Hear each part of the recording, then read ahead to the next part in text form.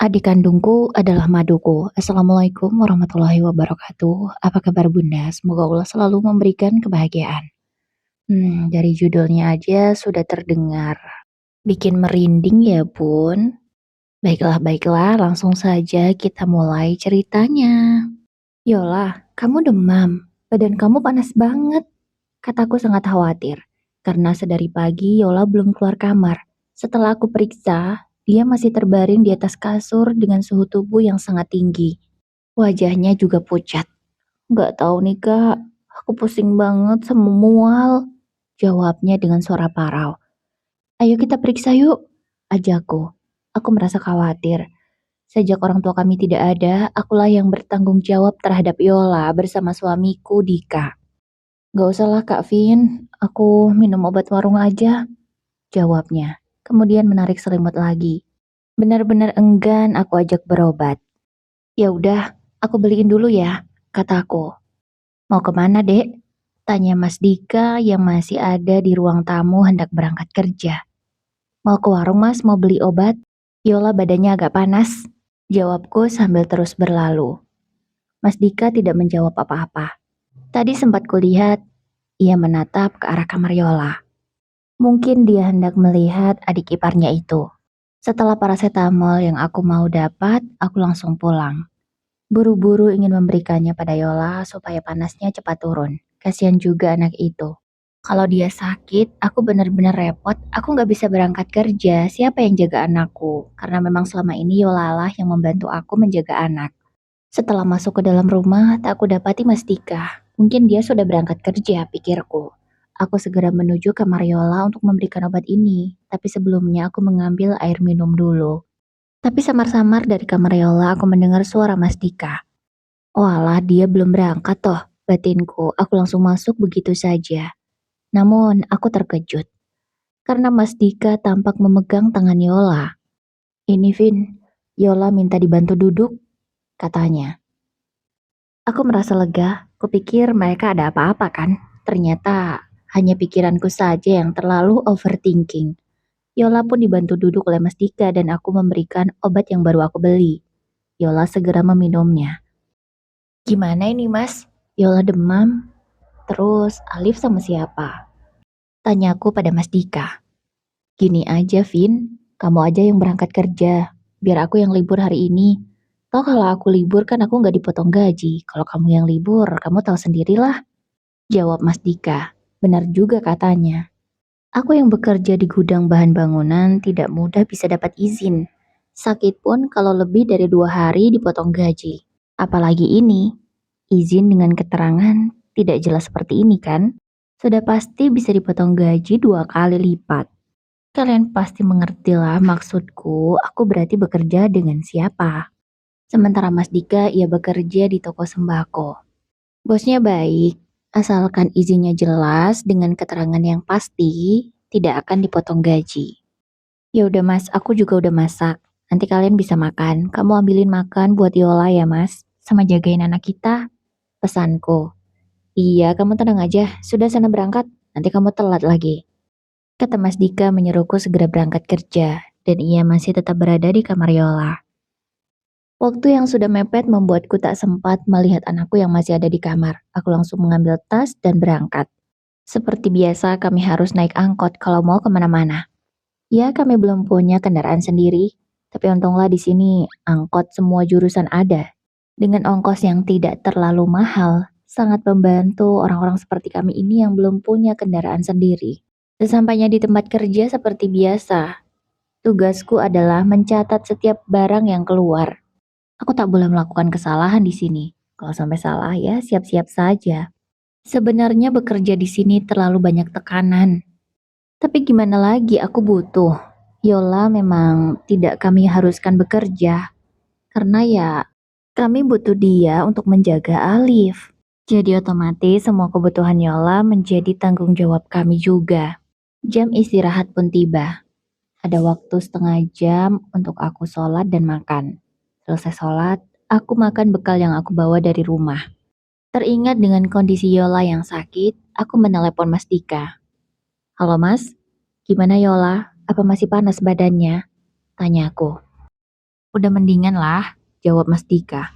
Tapi entah mengapa suara suamiku itu terdengar berat dan terengah-engah, seperti habis melakukan sesuatu yang berat dan melelahkan. Kamu habis ngapain, Mas? Kayak capek banget, tanyaku. Gak ngapa-ngapain kok, jawab Mas Dika. Aku lagi main nih sama Alif, jawabnya lagi. Oh alah, ya udahlah Mas, waktu istirahatku habis, sudah dulu ya. Aku langsung mematikan sambungan telepon karena tanpa terasa waktu istirahat sudah habis. Aku lanjut bekerja lagi sampai sore. Sesampainya di rumah, aku mendapati rumah dalam keadaan berantakan. Ya, Mas Dika bukan tipe suami yang mau mengerjakan pekerjaan rumah. Tapi kalau ngomong anak, dia masih mau.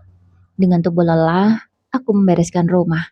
Ya hanya aku sapu saja, tidak aku bereskan semuanya. Jadilah yang penting lantai tidak berpasir, jadi diinjak nyaman di kaki. Setelahnya aku langsung ke kamar Yola. Gimana keadaanmu? Masih panas nggak badannya? Kalau masih pusing kita ke bidan aja ya. Sekali lagi aku mengajak Yola untuk berobat. Gak usah lah mbak, udah mendingan kok. Katanya sambil memegang tanganku mengarahkan ke dahinya. Oh iya, udah gak panas lagi. Syukurlah kalau gitu, kamu udah makan belum?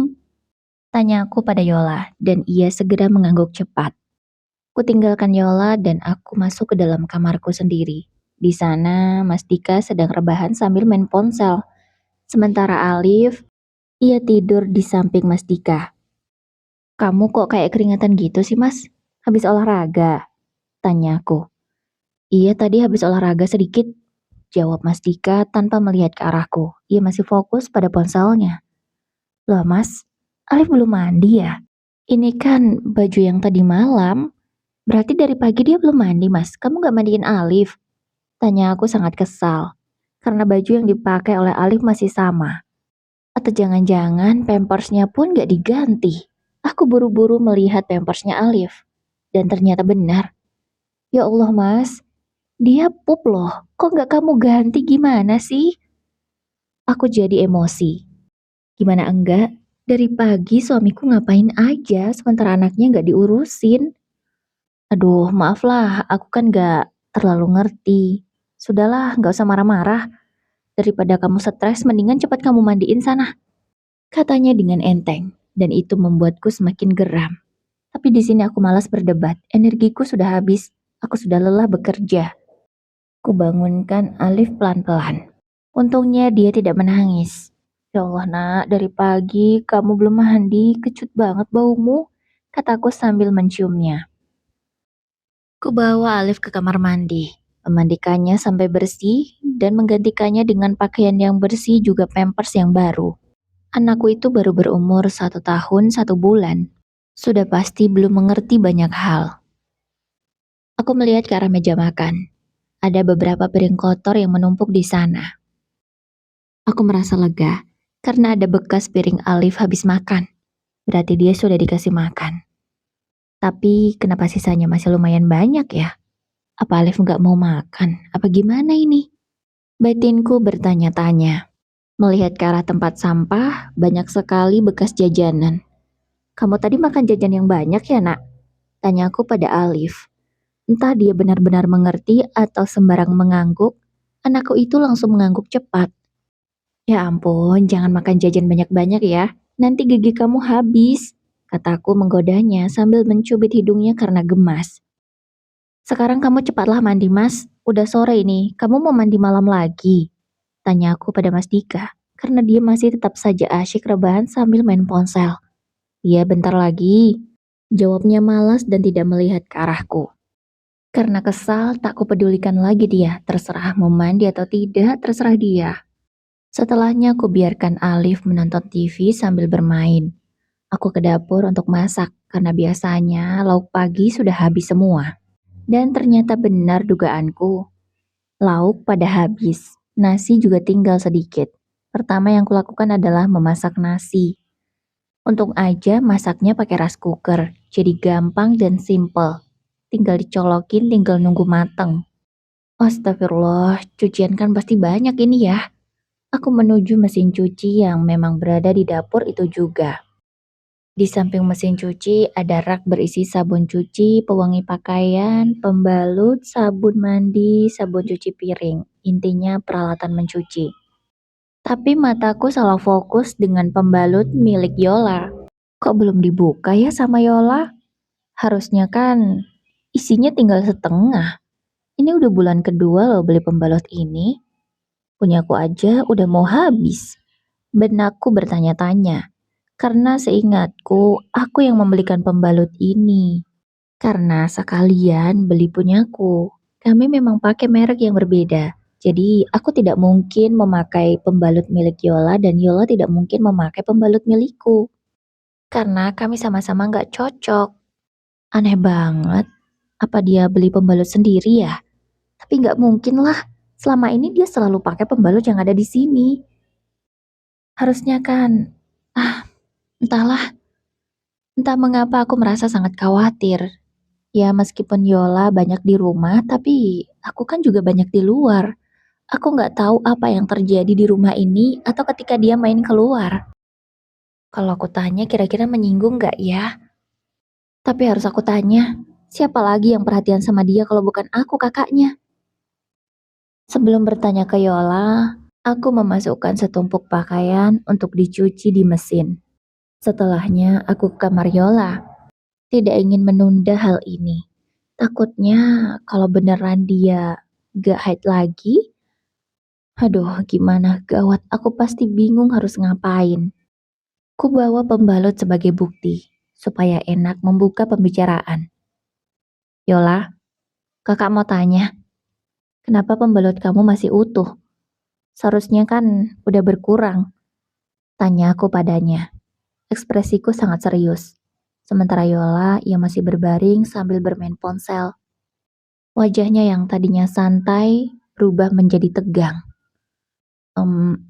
Anu kak, aku...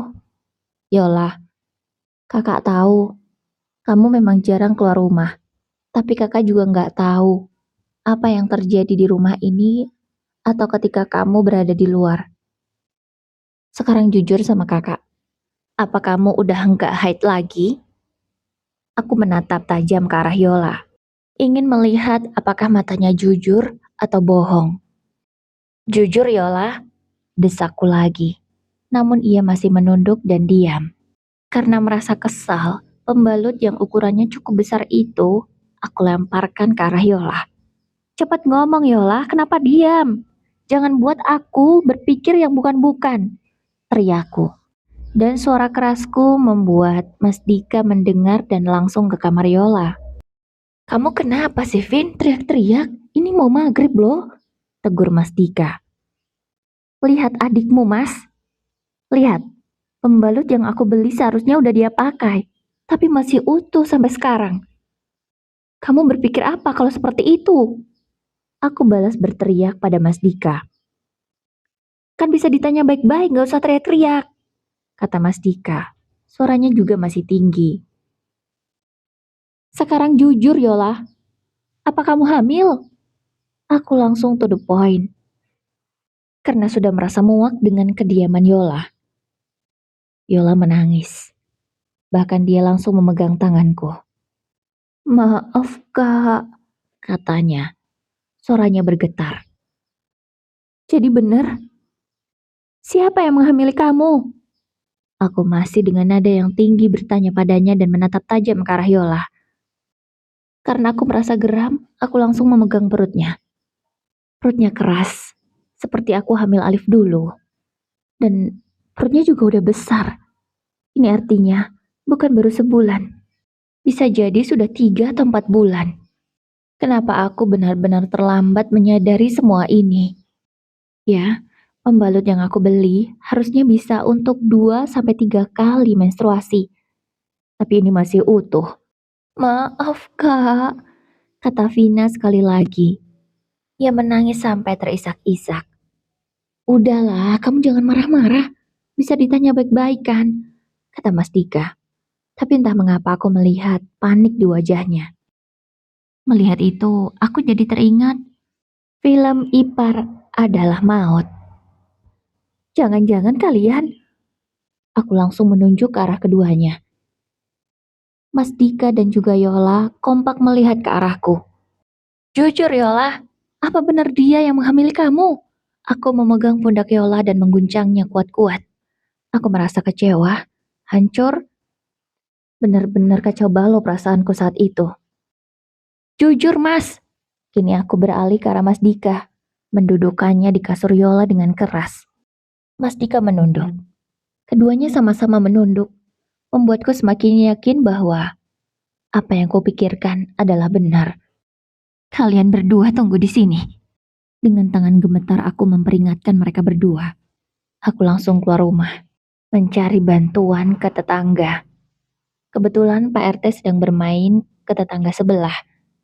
Pak RT, tolong saya Pak RT, tolong, kataku dengan panik dan suara bergetar. Ada apa Mbak Vina? Kenapa panik begini? Ada apa? Apa ada yang sakit? Kenapa? Tanya Pak RT bingung. Tolong Pak, saya ke rumah saya dulu. Aku rasanya malu untuk mengatakannya di depan warga yang lain. Karena mendengar suaraku yang panik, ada beberapa warga yang sudah mendekat. Akhirnya Pak RT bersama dua warga lainnya masuk ke dalam rumahku. Mas Dika dan juga Yola langsung aku suruh duduk di ruang tamu. Alif, ia sedari tadi masih menonton TV, belum mengerti apa-apa. Aku menggendong Alif, lalu mematikan TV dengan mencabut langsung kabelnya. Ada apa ini Mbak Vina? Tanya Pak RT. Pak, tadi saya menemukan pembalut adik saya masih utuh, yang seharusnya sudah habis atau tinggal setengah. Tapi ini masih utuh, dan setelah saya tanya adik saya, dia malah menangis, malah minta maaf, dan pas saya pegang perutnya keras, seperti orang hamil. Karena saya pernah hamil, jadi saya paham Pak seperti apa. Dan yang lebih mengejutkannya lagi, suami saya Pak, dia malah juga ikut diam. Saya curiga kalau ayah dari anak yang dikandung adik saya adalah suami saya sendiri. Kataku langsung menjelaskan. Astagfirullahaladzim. Pak RT dan dua warga yang ikut langsung beristighfar. Mas Dika, tolong jelaskan. Apakah penuturan Mbak Vina ini benar? Kami tidak mau memfitnah Anda di sini. Kami tahu kalian keluarga baik-baik. Tapi tidak menutup kemungkinan kalian bisa melakukannya. Sekarang jujur, apa kecurigaan Mbak Vina itu benar?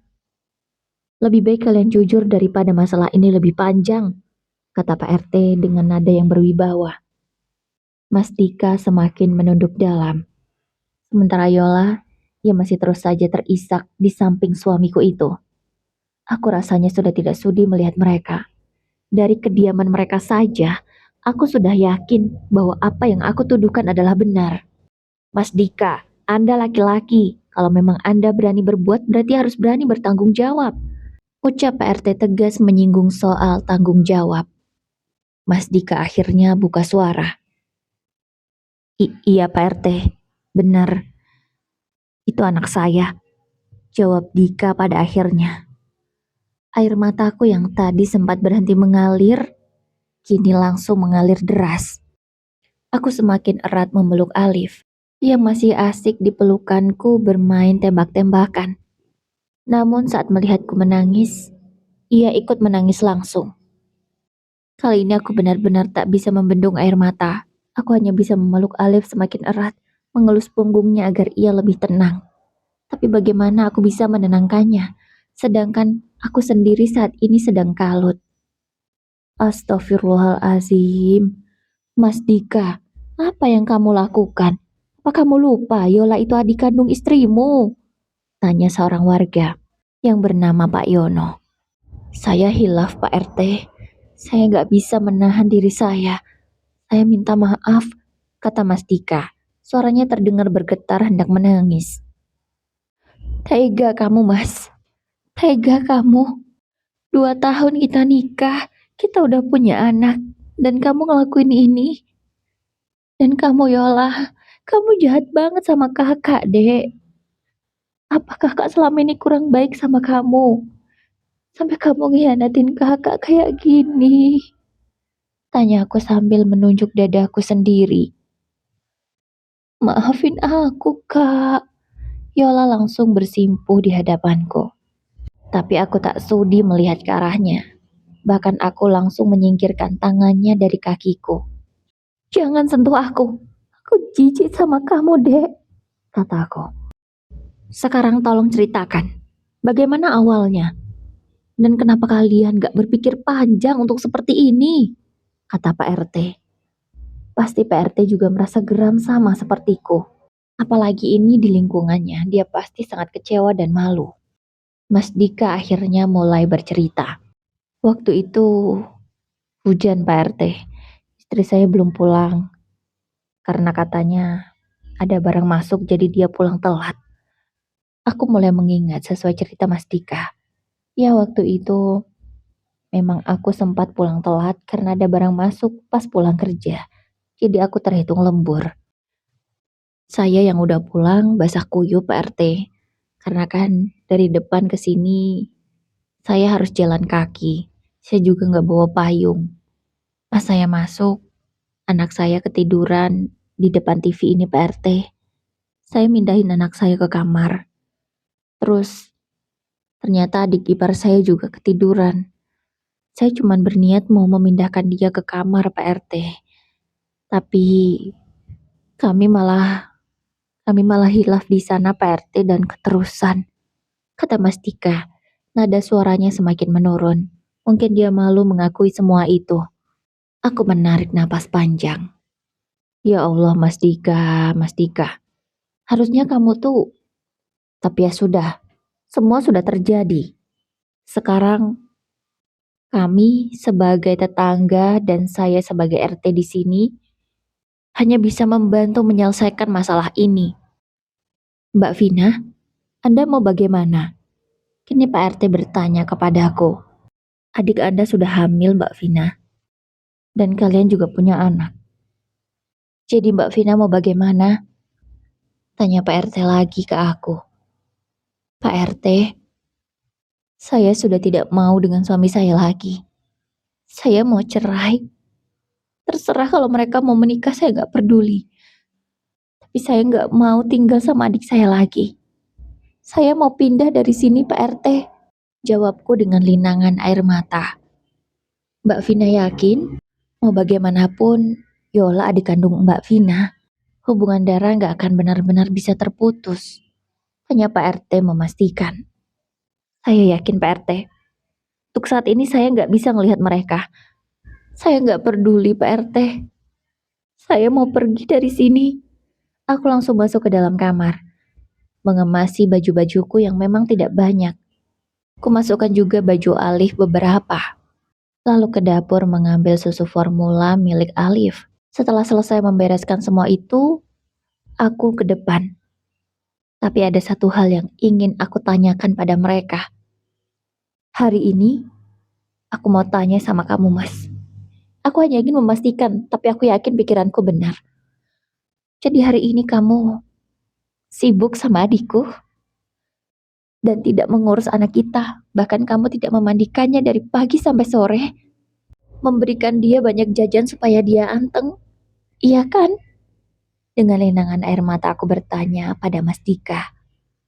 Mas Dika mengangguk pelan. Di sini titik kecewaku semakin dalam. Iya, aku sudah menebaknya. Dan ternyata benar kan? Mereka lebih sibuk dengan dunia mereka sendiri sementara mengabaikan Alif yang masih berumur setahun. Pak RT, apa mereka masih pantas disebut manusia, Pak RT? Mereka itu iblis. Teriakku. Langsung aku meninggalkan rumah itu. Terserah urusan mereka pada Pak RT, aku gak peduli lagi, yang jelas aku mau cerai. Tujuan utamaku adalah rumah Siska. Siska adalah sahabatku sekaligus sepupu. Ia di sana masih tinggal bersama orang tuanya. Sesampainya di rumah Siska, sudah pukul 7. Bahkan aku belum sempat sholat maghrib karena semua ini. Astagfirullah, Kak Vina, kenapa nangis? Terus, ayo masuk, kata Siska. Ia syok melihat kondisiku yang seperti ini. Ya Allah Vina, kamu kenapa Vin? Bibi, Atau orang tua Siska juga syok melihatku. "Kenapa ini, Vina?" tanya paman. Aku menceritakan semuanya dari awal sampai akhir. Mereka semua sangat marah dan mengutuk perbuatan Dika dan juga Yola. Ya Allah, kok bisa mereka berbuat seperti itu? Gak ada otak bener-bener, kata paman sangat emosi. Udahlah paman, aku udah gak kuat paman, aku cuma mau cerai, tolong bantu paman, kataku. Paman pun mengangguk dan setuju dengan keputusanku. Malam itu aku menginap di rumah paman dan bibi. Besok aku akan langsung cari kosanku sendiri. Dan untungnya, bibi mau mengasuh Alif kalau aku bekerja. Sudahlah, Alif biar sama bibi aja. Lagian bibi juga belum repot. Lagian nanti kalau Siska lahiran malah makin rame kalau ada Alif di sini. Kamu gak usah khawatir. Kamu kerja yang fokus untuk masa depan Alif ya. Yang terjadi sudahlah. Biar mereka dapat ganjarannya nanti, kata bibi memberi dukungan. Setelah 2 hari tinggal di rumah paman dan bibi, aku pun dapat kosan. Kosan sederhana. Tapi setidaknya aku dan Alif nyaman di sana. Sebenarnya paman dan bibi menyuruhku untuk tinggal lebih lama di sana supaya aku benar-benar tenang. Tapi aku tidak enak. Aku tidak mau lama-lama menyusahkan mereka. Mereka sudah sangat baik sama aku dan juga Alif. Waktu pun terus berlalu. Paman sempat ke rumah Mas Dika dan juga Yola. Ia sangat marah pada mereka. Paman menceritakannya padaku, tapi aku hanya diam. Aku tidak banyak menanggapi. Menurutku, sudahlah, aku gak mau mengingat semua itu lagi. Aku sudah muak. Setelah semua berkas-berkas yang aku butuhkan untuk mengajukan gugatan cerai sudah lengkap, aku ke pengadilan untuk memulai perjuanganku supaya bisa cepat pisah dengan laki-laki bejat itu. Yola masih sempat menghubungiku beberapa kali, tapi sekarang nomornya sudah aku blokir. Bahkan untuk menyebut namanya atau mengingat di otakku saja, aku merasa jijik dan muak. Aku benar-benar kecewa. Minggu berganti bulan, bulan berganti tahun. Alhamdulillah, aku sudah resmi bercerai dari Mas Dika. Kehidupanku memang masih seperti ini. Aku masih bekerja di gudang itu, aku masih hidup di kosan sederhana ini, dan masih terus saja menyusahkan bibi untuk mengasuh Alif. Tapi aku merasa jauh lebih baik. Seolah beban yang ada di pundakku ini runtuh sedikit demi sedikit. Tapi ada satu hal yang masih membuatku berat di hati.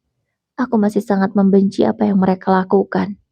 Iya, untuk adikku Yola, aku memang belum bisa memaafkannya.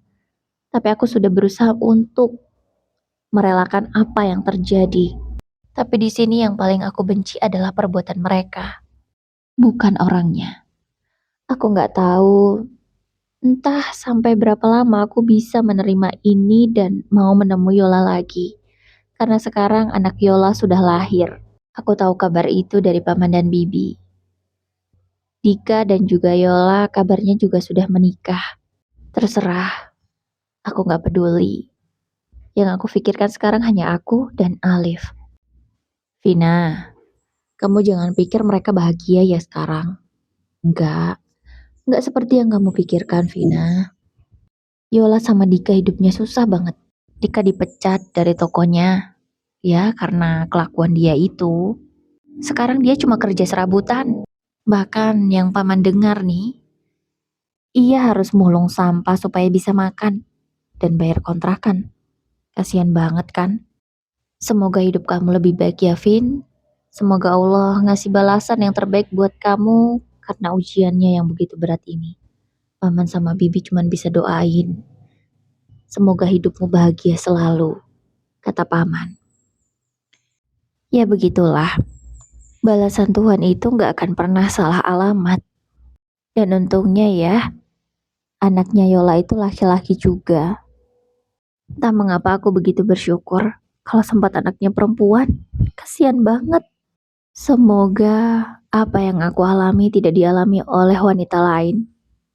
Memang susah kalau jadi aku. Aku mau tinggal sendiri, adikku gimana?